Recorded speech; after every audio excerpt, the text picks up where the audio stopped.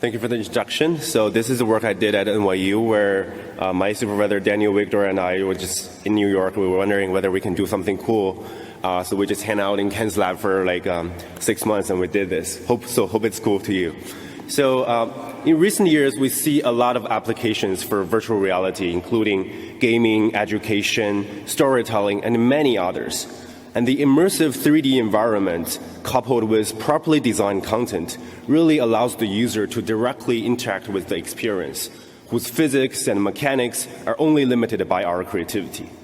Well, the immersive experience itself can be direct, but occasionally it can be a little bit intense, as we saw in the Ready Player One.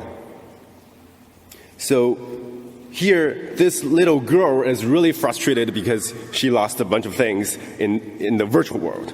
While all these things is direct and frustrating in VR, it is equally indirect and frustrating when you are designing such content or designing 3D content in general. In addition to having to use all these powerful but really complex softwares, the developers, while facing all these flat 2D screens, they have to imagine what the content will feel like in virtual reality.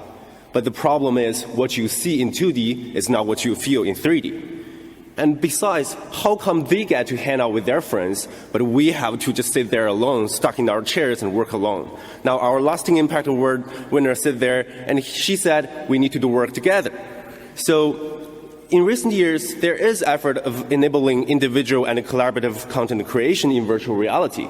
However, many individual functionalities simply reuse the desktop UI, which doesn't work in VR, and mostly focused on content viewing for multi-user collaboration. So the goal of Spacetime is to enable the users to directly create 3D scenes in virtual reality, individually and collaboratively. So we focus on providing interaction techniques that addresses many challenges of working in virtual reality.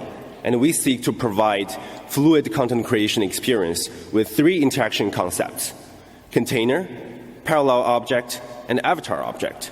So let's start with container.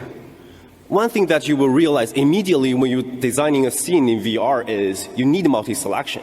Imagine I'm trying to move this table and all the things on it against the wall. Well, without multi-selection, I have to gradually grab them one by one. This is really tedious and frustrating, but also disrupt the layout of the original objects. With Spacetime, you can create a container. So you can select a set of objects either by point and click, or brush through the objects that you want to select. And then you can use the container as a proxy to move all the objects together. But a selection technique wouldn't be interesting, right? You can easily find another 100 WIST paper on this topic. So what we want to focus on is the beyond the selection, but on the context of the selection. So our insight is that the interaction relies on the context, but also create context. And the user should be able to interact based on the context and revisit previous context for iterations. Well, reusing content or revisit content is relatively easy on a small 2D display because all the content is within your arm's reach. But in virtual reality, you can just be a tiny speck of this scene. And the content you want to reuse or you want to revisit might be just at the other side of the city. So in Spacetime, we seek to extend the container beyond multi-selection. When a selection is made with a container, it not only shows the objects that are selected, but also preserve the context, in this case, the spatial context. And we can see all the objects around it and the space around it. So why is this useful? Imagine in this room, I want to reuse a desk that I've designed in another building. And I don't have to go back to the building just far away, try to find the desk that I want to use and move it here. I can call out all the containers that I've made. But the thing is, the container preserves the context. So I can see the new content that has been added to the selection. Well, they're not really added to the selection yet, but I can see they're there. So here, I noticed that some new file folders have been added to this desk. And I can easily add these file folders into my selection. And this forms a new context that I can reuse in this room. But sometimes you may just not want to reuse the content, right? You want to go back to a content that you have designed and revisit it and iterate on it. So because the container in space-time preserves the context, we can easily teleport into the container, and that will take you back to the position where the container is created. So here I see my collaborator here. So another benefit of virtual reality is we don't need to be bounded by the physics of the real world where we are just roughly the same size. Well, here, we have one avatar that's super huge, the other is relatively small. So this shows one avatar works with a car, the other one can be very big to work on a building. And also imagine we are trying to design this room. I can be very big and put up this screen, and another avatar can be small and fiddling with the chairs. But the problem occurs when we're trying to work on the same set of objects. So here, this user is trying to grab that building, but he's not able to grab it because there's another user have already grabbed it.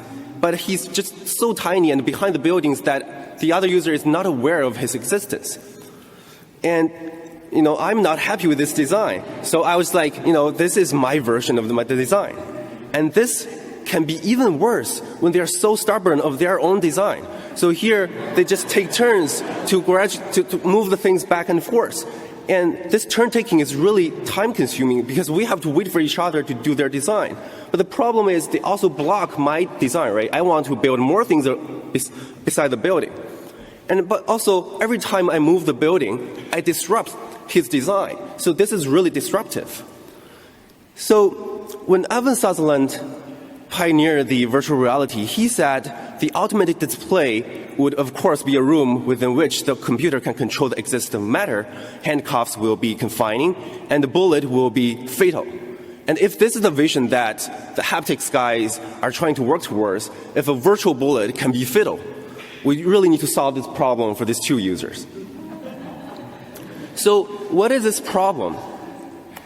We think this problem is that we just think that an object can only exist at one state, at one moment. This is how the physical world works. And this is how many of the collaborative systems work, where one user is working on an object, it's just locked. The other user can't do anything about it. But we don't necessarily need to follow this rule in virtual reality. So why don't we let them just get what they want immediately so they don't need to wait for each other? So in space-time, they can parallelly grab parallel versions of an object and just go ahead and place where they want. And we call it parallel objects. So of course, this video clip is a little bit staged, right? In the realistic workflow, you won't just say, hey, come here, let's grab a parallel version together. Well, in a realistic setting, the things that you want to interact with might already be moved by another user. And you are just trying to select and grab a moving target, and that would be difficult. So here I'm trying to select these buildings, but the other user have begun to select it and move it. But the space-time can detect my intention of working with these objects and spawn parallel objects at the space so that I can select them. So here I can go ahead and select the objects I want. But the problem is, I want to select them with the context where it was with the trees. So with space-time, as I said, the container preserves the context. It not only preserves the spatial context, but the temporal context. So here I can spin the container to roll them back so that they are with the trees, and I can select them with the trees. Now I get what I want, but these two buildings, I haven't selected them.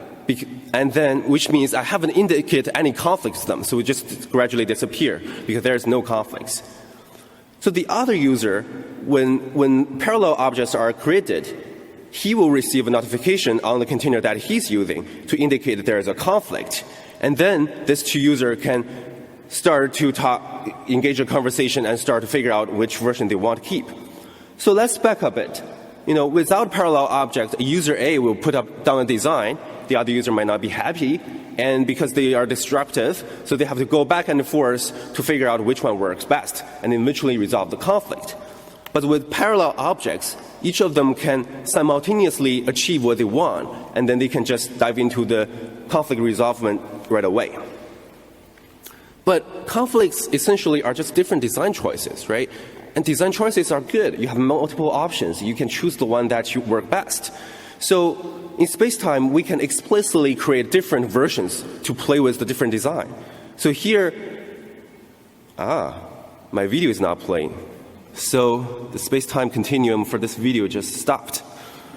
So I can select these buildings and I can create parallel versions just to experiment the different designs that I want to play with. But the other user could just start to work on one of the parallel versions I left for him, so to configure the other design. And with all these three designs, I can easily navigate them by just toggling the parallel containers in my hand and trying to see which one works best in the scene. But when we are comparing different design choices, there are multiple ways we want to compare them, right? Sometimes we want to compare them just by putting them itself in the scene to compare it with the environment. But sometimes we want to show all of them at full transparency to see which one to compare within themselves.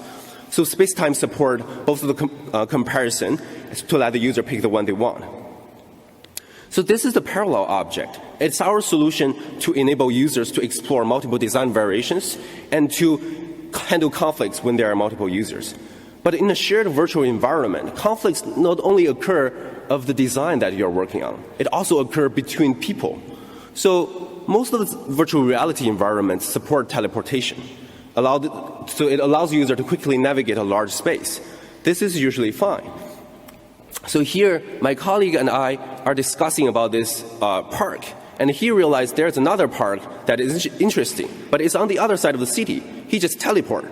And to me, he just gone, right? Now imagine you're having a conversation with the person sitting to your right. You say, I'm a researcher from what institute, and he just disappeared. That would be really impolite, and that's super bad. You will be angry, right? So what is the problem here? I think the problem is, well, in the physical world, we are bounded by the physics where we know where the person will be in the next moment. But when we're giving teleportation to the users, they can just be anywhere in any moment. And for me, when I'm looking at him, I have an expectation of where he will be, and in his mind, he has another expectation of where he wants to be next. So this is actually another design conflict. It's a conflict of the user's position. So when we have conflict, what do we use? We use parallel objects, right? So here, whenever a user teleports, he will leave a parallel object or parallel avatar of himself there, which I can use to select to teleport to where he teleports to. And I can just follow him to this park on the other side of the city. What also is implied here is that each of the avatar is no different from any other objects in the scene. Right? You can leave parallel avatars when there is conflict, but you can also explicitly create parallel avatars. So for example, I have just designed this amazing building, and I really want to show it to my collaborator. So I can, go find him. Well, this is the technique that I didn't introduce. You can check out the paper.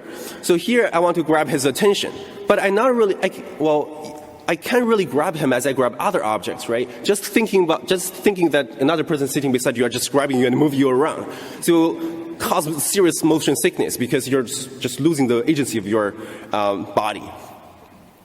But, what's the problem here? The problem is I'm trying to get his attention. I have an expectation of where he needs to be. He needs to be at the building to see my design with that big pizza logo. But because he has the agency of his body, so he has an expectation of his position, right? So what I can do is I can just grab a version out of it because he has a version of it, so I grab a parallel version and I can position and scale this parallel version to define a view for the other user. Of course, this is a conflict, and he will receive a notification say, hey, here there is a conflict. This is the view that is suggested by another user, and he can just teleport whenever he wants to go to the view that I have defined for him. And of course, you don't always need to go find him and grab him. You can use containers, right? You can use containers to select him and, take him to the other world that you're working on and, put him out in the world so that he can just come to the world to work with you. So I have introduced to you container, parallel object, and avatar object. But I want to emphasize that these are not irrelevant concepts. They are connected, right? The rich interconnection, these concepts really allows us to address a serious problems in VR. We can have parallel containers, we can have parallel avatars, we can have parallel avatars in parallel containers. This just opens up a lot of space for exploration of new ways of creating content in virtual reality. So with this, I would thank you for your attention, and I'm happy to take questions.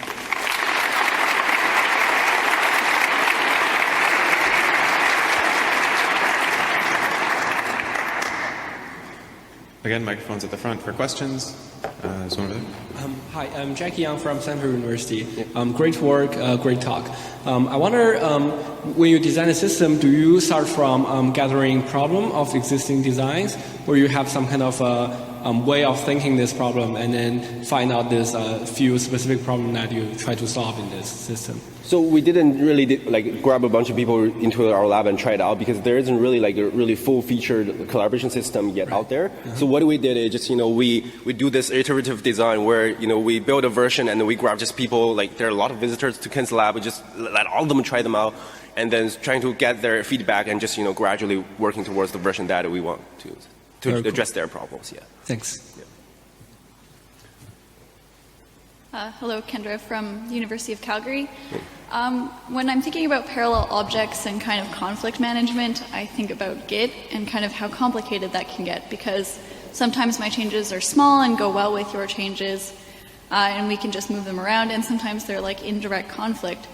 So let's say you create a parallel object. Are the changes that I'm making in my original version also being copied into yours, or is that now just state in time from where you copied it? So it's it will stay where you are. It's still with that version. But you can this is just our current prototype. You can easily say, I want to broadcast my design to other parallel versions. But that will require the agreement from other users to accept your design. But yes, it's very similar to Git. And then the good thing is we can leverage all the things people have designed for Git, just borrow the concept into this. But there's this. I think, when we tried it, this really real-time Gitting, or sort of conflict management, is really sort of the key here. Yep. Awesome, thanks. Thanks. All right, let's thank Haijun.